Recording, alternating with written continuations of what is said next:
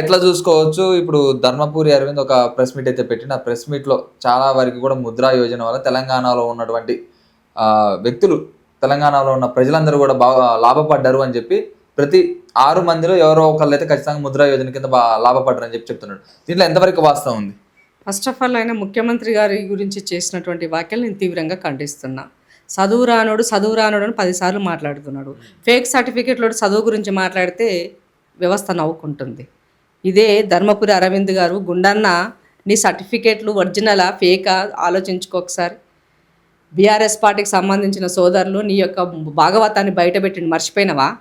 నువ్వు ఏ యూనివర్సిటీ నుంచి డిగ్రీ తెచ్చుకున్నావో అది ఫేక్ సర్టిఫికేట్ అని బయట పెట్టినారు, మర్చిపోయిందా అని అడుగుతున్నాను నేను.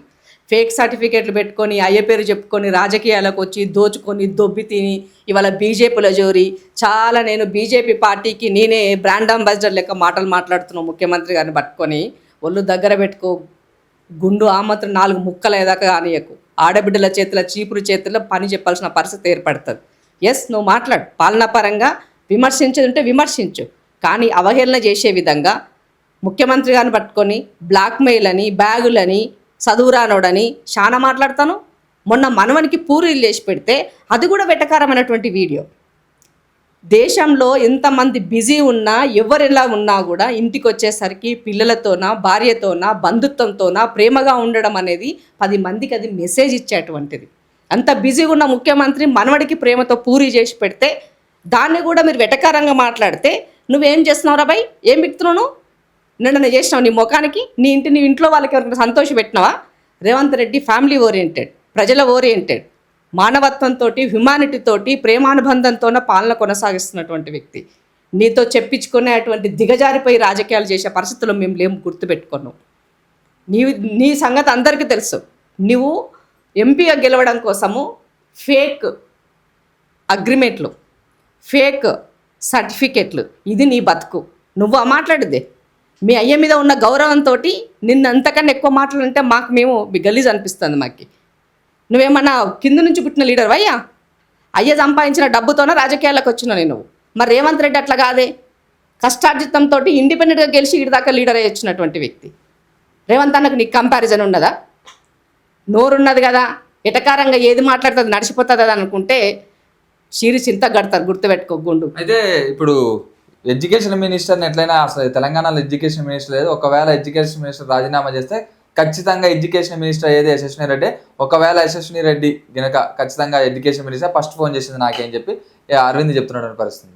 ఇప్పుడు ముఖ్యమంత్రి గారు మొన్న మాట్లాడింది ఏంటి? యువత గురించి, జంజీల గురించి వచ్చినప్పుడు యువతకి యువతకి చట్టసభల్లోకి వచ్చే హక్కు లేదు, రైట్ వాళ్ళకి లేదు, కల్పించలేదు. కాబట్టి ఇవాళ మీరు ఏదైనా మాట్లాడుతున్నారు. నిజంగానే చట్టసభల్లో ఇవాళ యువత ఎంపీలు కానీ, ఎమ్మెల్యేలు కానీ ఉండుంటే పరిస్థితి ఇట్లా ఉండుండేదా? వాళ్ళ సమస్యలను నీరుగార్చే విధంగా ఉన్నాయనే ఉద్దేశంతో ముఖ్యమంత్రి గారు చెప్పారు. తప్పేముంది? ఒక ప్రపోజల్ పెట్టారు ఈ దేశంలో ఒక రిఫార్మ్స్ వైపుకి. యువత 21 ఇయర్స్కి పోటీ చేసే హక్కు ఉన్నది వాళ్ళకి. 18 సంవత్సరాలకు ఓటేసినానికి 21 సంవత్సరాలకు పోటీ చేసే హక్కు లేదా? ఇయ్యమని చెప్పి అడుగుతున్నాడు. వాళ్ళ ఎడ్యుకేషన్ సిస్టమ్ వాళ్ళ చేతిలో ఉండాలని కోరుతున్నాడు. ఇండస్ట్రియల్ డెవలప్మెంట్ వాళ్ళ చేతిలో ఉండాలని కోరుకున్నాడు. తప్పేలా అవుతుంది? ఆ లైన్లో తను చెప్పున్నారు. నీకు చిత్తశుద్ధి ఉంటే ఒక మంచి ఎవరు చెప్పినా తీసుకోవచ్చు. నిజంగానే నీ ప్రధానమంత్రికి చిత్తశుద్ధి ఉంటే చేయమని, బిల్లు పెట్టమని చెప్పండి, రెజల్యూషన్ చేయండి. పార్లమెంట్ నడుస్తుంది కదా ఇప్పుడు. అది చేత కాదు, సౌకబారు మాటలు మాట్లాడనీకే, వెటకారం ముచ్చట్లు చెప్పనీకే ముందు నిలబడతాడు వీళ్ళ గుండు. పార్టీలో కూడా పట్టించుకుంటలేడు ఈయనని. కాబట్టి ఇలాంటి వ్యాఖ్యలు చేస్తే కనీసం నన్ను పార్టీలో నన్ను పట్టించుకుంటాడేమో అని ఆలోచిస్తున్నట్టుంది. కాబట్టి ఒక్కటే తెలియజేస్తున్నా, నువ్వు నిజంగా విజ్ఞానవంతుడు అయ్యి ఈ రాష్ట్రాన్ని బాగు చేయాలనుకుంటే ఈ రాష్ట్రానికి రావాల్సిన నిధుల పట్ల మీ చిత్తశుద్ధి చాటండి. ఉద్యోగాల గురించి చెప్తున్నావు. మీరేం చెప్పినారు? సంవత్సరానికి 2 కోట్ల ఉద్యోగాలు అన్నారు. 12 సంవత్సరాలు అయింది మీరు వచ్చి. ఎన్ని ఉద్యోగాలు ఇచ్చినావు తెలంగాణలో చెప్పు? ముద్ర గురించి మాట్లాడుతున్నావు. ఇక్కడ మేము 3 ఉన్నాం, బయట ఒక 6 ఉన్నాము. 6 నువ్వు మీ 6 ఎవరికి వచ్చిందో చెప్పు నువ్వు నాకు. కాబట్టి చెప్పేటప్పుడు కూడా అబద్ధం చెప్పినా అతికేటట్టు ఉండాలి. ఏది పడితే అది మాట్లాడితే జనం వింటారు కదా అని అనుకుంటే అబాసు పాలయ్యే పరిస్థితి వస్తుందని తెలియజేస్తున్నా. రెండో విషయం, ఇవాళ ఎంఎస్పీ తప్ప ఏ పంటలు కొన్నారని అడుగుతున్నారు. మరి మొక్కజొన్నలు ఎవరు కొన్నాడు? నీ తాత కొన్నాడా? ఎవడు కొన్నాడు మొక్కజొన్నలు? ఇవాళ వరి ధాన్యం కూడా నువ్వు 70,000 క్వింటాల కొంటా అంటే రిమైనింగ్ ధాన్యం ఎవడు కొనాలి? ఇది కదా ముఖ్యమంత్రి గారు మాట్లాడింది. యూరియా గురించి మాట్లాడుతున్నాం. యూరియా కష్టకాలంలో ఉన్నప్పుడు పక్కన రామగుండం నుంచి యూరియా అవుతుంది, అది కాంగ్రెస్ పార్టీ తెచ్చినటువంటిది. నా రాష్ట్ర ప్రజలకు ఇచ్చినాక మిగతాలకు ఇవ్వమన్నట్టు తప్పెట్లయితుంది? యూరియా అనేది యాప్ వచ్చిన తర్వాత ఇవాళ ఉన్నటువంటి దాంట్లో బ్లాక్ మార్కెట్ కంట్రోల్ అయింది. గతంలో బ్లాక్ మార్కెట్లో అమ్మబడ్డది, దాన్ని కంట్రోల్ చేస్తే కూడా దాన్ని వెటకారంగా మాట్లాడితే ఏమున్నదిరా బాబా. అందుకే అన్న అంతకుముందుకు చెప్పిన నీకు నాడు, నీ మెదడు నీ గుండె మీద బొచ్చే కాదు గుజ్జు కూడా లేదని చెప్పాను నీకు. సిగ్గనిపించలేదా మీకు మాట్లాడడానికి? మీరు ఒక సహేతుకంగా మీరు చెప్పండి, మేము వింటాం, విననీక సిద్ధంగా ఉన్నాం. రియంబర్స్మెంట్ గురించి మాట్లాడుతున్నారు. మీ మొక్కలకి ముసలోళ్ళ పెన్షన్ 200 రూపాయలు ఇస్తారా భయ్ మీరు దేశంలో? అది యూపీఏ గవర్నమెంట్లో ఉన్న 200 ఇస్తున్నావు ఈ రోజు వరకు. నువ్వు అధికారంలోకి వచ్చి 12 సంవత్సరాలు ఇప్పటి వరకు 1 రూపాయిని పెంచినవా? పెంచి చిత్తశుద్ధి అడ్డుకునేది అది చేత కాదు మనకి. ఏది పడితే అది మాట్లాడాలి, ఏది పడితే అది చెయ్యాలి, ఏదన్నా చెప్పొచ్చు. వెటకారన్న మాటలు. బ్యాగుల గురించి మాట్లాడుతున్నావు. మరి ఎవరు బ్యాగులు మోసింది? నువ్వు కాదా బ్యాగులు మోసింది? ఊకే నచ్చిందా ఎంపీ సీట్ నీకు? అందరికి తెలుసు నువ్వేం చేసినావో ఏమేం చేసినావో. ఎక్కువ మాట్లాడి మాలాంటలతోనో నోరిప్పి ఉన్న ఇజ్జత కూడా పట్టుకో. బ్యాగులు పోసిన బుద్ధి కాంగ్రెస్ పార్టీకి ఉందని చెప్పాను. ఇప్పుడు దేశ సంపదనంతా దోచుకొని ఎవరెవరికి బ్యాగులు మోస్తారో అందరికి తెలుసు. ఏ అదానికి ఏ అంబానికి ఎవరికి బ్యాగులు మోసుకొచ్చి ఇస్తారో అందరికి తెలుసు. కాబట్టి దేశ ప్రజలని ఆగం పట్టించి ఈ దేశంలో అగ్రగాయంగా నిలబెట్టాలన్న దోస్తులు నిలబెట్టాలని మీరు ఆతృత పడుతారో అత్యుత్సాహం పడుతారో అందరికి తెలుసు. మీరు ఎంత తక్కువ మాట్లాడితే అంత మంచిది. ఇవాళ ఈ రాష్ట్రంలో బీజేపీ అంటే అసహించుకున్న పరిస్థితి ఉన్నది మిమ్మల్ని. మీరు ఏం చేసిండ్రా ఈ దేశానికి, ఈ రాష్ట్రానికి? సిగ్గనిపిస్తలేదా మీకు మాట్లాడాలంటే? దేశం 40 సంవత్సరాల వరకు వెనక్కి వెళ్ళిపోయింది మీరు చేసిన అది కేంద్రం చేయాల్సిన పాలసీ వాళ్ళది. అగ్రికల్చర్ కేంద్రం చేయాల్సింది. ఈ నుంచి నేను ట్యాక్సీలు కట్టి పంపిస్తాను, నీకు ఎందుకు ఇవ్వాలి? తీసుకోక నా ట్యాక్సీలు ఏ రాష్ట్రం రాష్ట్రానికి ఇచ్చే ఆ రాష్ట్రాలలో చేసుకుంటారు. నీతోనేం పని మాకు? అప్పుడు నువ్వు కేంద్రంలో అధికారంలో ఉండి నా ట్యాక్సీ తీసుకున్నప్పుడు నాకు ఇచ్చే బాధ్యత నీకు లేదా? ఏమంటే ఏం మాట్లాడతలేరు కదా, ఏదన్నా మాట్లాడొచ్చు కదా అనుకుంటే జాగ్రత్త. అలాగే ఇప్పుడు చూసుకుంటే రాహుల్ గాంధీకి పిఎం అయ్యేంత హోదా లేదు, ఆయనకు అంత అవసరమే లేదు. ఇటు ఒకవేళ ఆలోచించాల్సి వస్తే నరేంద్ర మోడీయే రాజకీయాల గురించి ఆలోచించాలి. అవతల ఆపోజిషన్లో ఉంది రాహుల్ గాంధీ కాబట్టి పెద్దగా మాకు రాజకీయాల గురించి ఆలోచించే అవసరం కూడా లేదని చెప్పి కూడా అంటున్నాడు. మీ బుల్డోజ్ రాజకీయాలతో వచ్చే రోజుల్లో మీరు బుల్డోజ్ కావడం 100%. రాహుల్ గాంధీ గారి ప్రధానమంత్రి అవ్వడం ఖాయం. ఇదే ముచ్చట రేవంత్ రెడ్డి గారు చెప్పినారు. 100% రాహుల్ గాంధీ ప్రధానమంత్రి చేస్తానని చెప్పారు, అవ్వబోతున్నారు కూడా. రాహుల్ గాంధీ గారు దేశ ప్రధాని అవుతారు. ఇవాళ రేవంత్ రెడ్డి గారు ఈ రాష్ట్రంలో మరోసారి ముఖ్యమంత్రి కాబోతున్నారు. మీరు గుర్తుపెట్టుకోండి. నిజంగా అవకాశాలు వచ్చి చెయ్యాలనుకుంటే తప్పేం లేదు కదా దాంట్లో. ఇవాళ మీ ముఖానికి అరవింద్, నీ ముఖానికి నువ్వు ఎన్నడన్నా నీ పార్టీలో ముఖ్యమంత్రి అయ్యే పరిస్థితి నీకున్నదా? రేవంత్ రెడ్డి కింది నుంచి వచ్చేలా ముఖ్యమంత్రి అయినాడు. ఆయనకు ఉన్నటువంటి దమ్ము గట్స్ నీకున్నాయా నీ దగ్గర? ఆయనకున్నటువంటి కలేజ నీ దగ్గర ఉన్నదా? ఆయనకు అది ఉన్నది కాబట్టి చెప్పిండు, పలానా నాడు పలానా టైము నేను అధికారంలో ఏర్పాటు చేయబోతున్నాను చెప్పిండు, అధికారాన్ని ఏర్పాటు చేసిండు. ఇవాళ ఎవరు ఎట్లాంటి మోసం చేసి ఎవరు ఎట్లా చేసిండ్రో అందరికీ తెలుసు. ఎట్లా వచ్చినావు అన్నదానికి అందరికీ తెలుసు. నువ్వు ఎంత తక్కువ మాట్లాడితే నీ ఇజ్జత్ అంతా కాపాడుకున్నావు. తప్పేమున్నది? నేనేమంటున్నా, ఒక వ్యక్తికి, ఒక లీడర్కి, ఎవరికైనా రాజకీయాల్లోకి వచ్చినోడికి అందరికీ ఉంటాయి ఆశలు. ఎమ్మెల్యే కావాలనుకుంటాడు, ఎంపీ కావాలనుకుంటాడు, మంత్రి కావాలనుకుంటాడు, ముఖ్యమంత్రి కావాలనుకుంటాడు, ప్రధానమంత్రి కావాలనుకుంటాడు, రాష్ట్రపతి కావాలనుకుంటాడు. హోప్ లేకపోతే నువ్వు మనిషే కాదు. హోప్ ఉండాలి. హోప్ ఉండి ఆ హోప్ని ఎట్లా ఫిల్ చేసుకోవాలని ఆలోచించాలి. ఇవాళ మా నాయకుడు రాహుల్ గాంధీ, ఆ ఎల్ఓపి లీడర్ మా రాహుల్ గాంధీ 100% రేపు రాబోయే రోజుల్లో ఈ దేశ ప్రజలకి ఒక దిశ నిర్దేశం చేసలో ఆగమైపోయినటువంటి దేశాన్ని బాగు చేసుకోవడంలో మా రాహుల్ గాంధీ ముందుంటాడు. కాబట్టి రాహుల్ గాంధీ ప్రధానమంత్రి చేయడంలో కీ పాత్ర పోషిస్తా. ఒక బ్రదర్గా ఉండొచ్చు, ఈ రాష్ట్ర ముఖ్యమంత్రిగా ఉండొచ్చు. రేవంత్ అన్న చెప్పినాడు, తప్పెట్లయితుంది? ఇవాళ ఏం లేని సన్యాసులే ఈ దేశాన్ని పాలిస్తున్నారు. దేశాన్ని ఆగం చేసినట్టు దేశాన్ని పాలిస్తున్నాడు. మరి రేవంత్ రెడ్డి ఇంత ఈ ఒక్క ముఖ్యమంత్రి ఈ రాష్ట్రాన్ని ఇంత విజయం చేసినోడికి తప్పేమున్నది ఆలోచిస్తే? ఇవాళ ఈ మేక్ ఇన్ ఇండియా అని చెప్పి లీక్ ఇన్ ఇండియా చేసి ఇండియాని వీక్ చేసి అందరి ముందు నవ్వుల పాలు చేసినటువంటి మీకు పాలించే నైతికత ఎక్కడుందబ్బా? వదిలండి మీరు ఈ దేశాన్ని అడుగుతున్నాం మేము. ఈ దేశాన్ని ఎవరైనా మాట్లాడితే ప్రశ్నిస్తే ఉగ్రవాదులు అంటారు, పక్క దేశమంతా కంపారిజన్ చేస్తారు, వాళ్ళ ఏజెంట్లను మాట్లాడతారు. మీ బతుకులకు తెలిసింది ఇది ఒక్క చదివే, ఇది తప్ప మీకు ఏమీ రాదు. అందుకని ఏమంటున్నా అంటే ప్రతిసారి నేను విజ్ఞాపిస్తున్నా, అంధభక్తులకు నమస్కారం. ఈ యొక్క గో మీడియా నుంచి ఉండొచ్చు, మోదీ అంధభక్తుల నుంచి ఉండొచ్చు, ఈ దేశాన్ని కాపాడండి రా బాబు అని చెప్తున్నాను నేను. కాబట్టి పదే 1కి 10 సార్లు ఒక మాట వచ్చే ముందు ఆలోచించండి, ఆత్మపరిశీలన చేసుకోండి.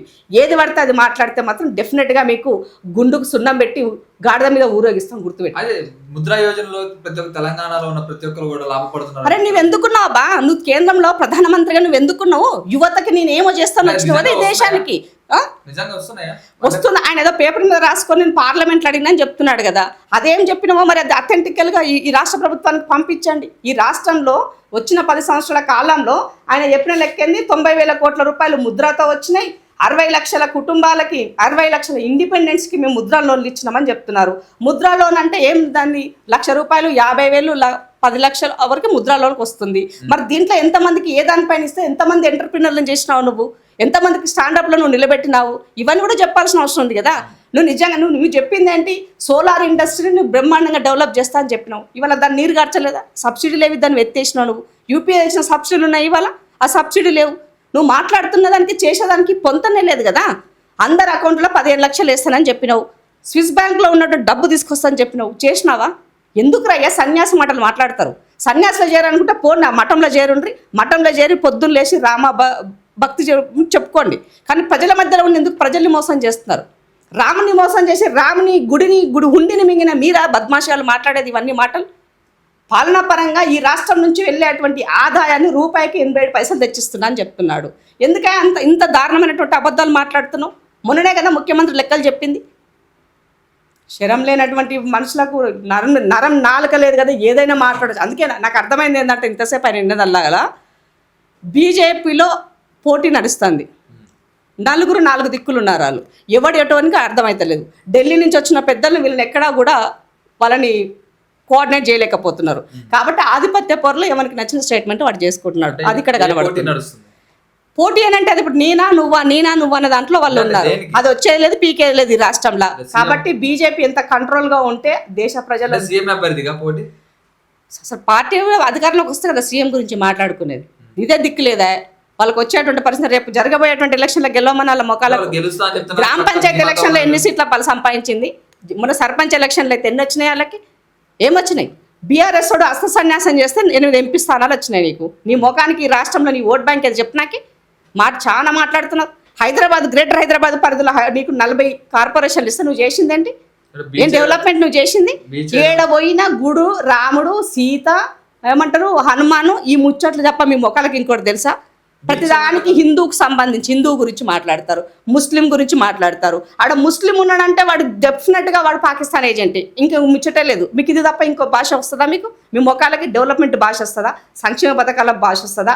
అభివృద్ధి భాష వస్తుందా? మీకు ఈ భాష వాళ్ళకి రాదు. వాళ్ళకి తెలిసిన భాషల్లో ఒక్కటే కమ్యూనల్ భాష మాత్రమే వాళ్ళకి వస్తుంది. కమ్యూనల్ పాలిటిక్స్ చేయాలి, బుల్డోజ్ చేయాలి, పార్టీలు ఉంటే పార్టీలను విధ్వంసం చేయాలి, ఆ పార్టీల నుండి ఇలా తెచ్చుకోవాలి, వాని లూపులు వాడుకోవాలి. మీ మొహాలకు తెలిసింది ఇదే. ఫైనల్గా ఏం చెప్పదలుచుకున్నారు? ఓవరాల్ ఈ కామెంట్స్ ఫైనల్ ఒకటే మాట, ముఖ్యమంత్రి గారి గురించి మాట్లాడేటప్పుడు నాలుక అద్దులో పెట్టుకొని మాట్లాడు. నువ్వు ఢిల్లీ కేంద్రకంగా మాట్లాడుతున్న సందర్భంలో ఢిల్లీ నుండి ఈ రాష్ట్ర ముఖ్యమంత్రి గారి గురించి, ఆయన ఎడ్యుకేషన్ గురించి అవహేళన చేసి మాట్లాడుతున్నావు. అది పద్ధత? సబబా నీకు? ఈ రాష్ట్రంలో ఉండి నువ్వు ఏ రాజకీయం చేసినా నడుస్తుంది. ఈ రాష్ట్రం నుంచి నువ్వు అదేమంటారు దేశ నడిగడ్డ మీద కూర్చొని నీ రాష్ట్ర ముఖ్యమంత్రి గురించి అవహేళన మాట్లాడితే నీకు కూడా అవహేళన కదా అది? ఇదే నీ భాష?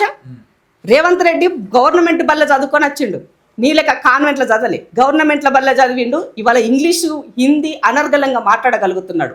ఇండస్ట్రియలిస్ట్ను ఎన్ని కంపెనీలు నా రాష్ట్రానికి రావాలో ఇవాళ ఇండస్ట్రీ సమ్మిట్లు చేస్తున్నాడు. ఇవాళ తెలంగాణ ఒక విజన్ వైపుకి వెళ్ళాలని ఆలోచిస్తున్నాడు. నీ ముఖానికి ఏమున్నదిరా బై విజన్? ఫేక్ సర్టిఫికెట్లోడా ఏది పడితే అది మాట్లాడితే 4 జీరుస్తాం బిడ్డ.